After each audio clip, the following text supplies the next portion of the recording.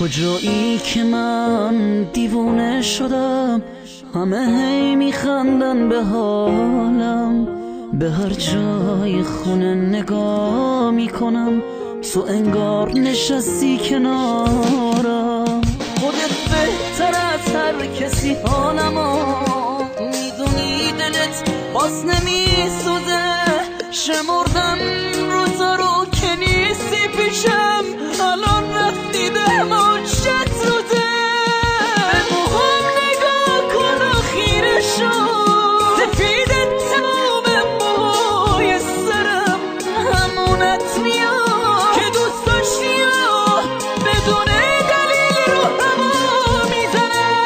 همون پیرهن مشکی ساده و جلوی هر بار تنم میکنم. یه روزایی انقدر دلم تنگته که شل گردن تو بغل میکنم.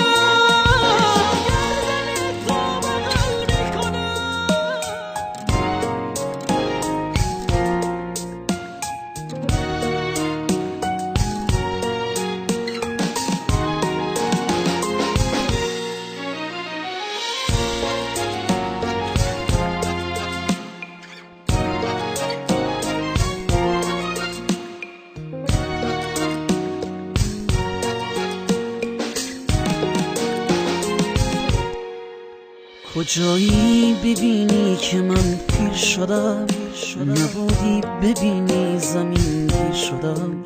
غماتم به خورده دل من نده دیگه، بسم نفسی من سیر شدم. خودتو شکستی دل سادم از این سر گرفتی، چرا سایتو شال اینجا سون گردن اینجا کریز واسه کی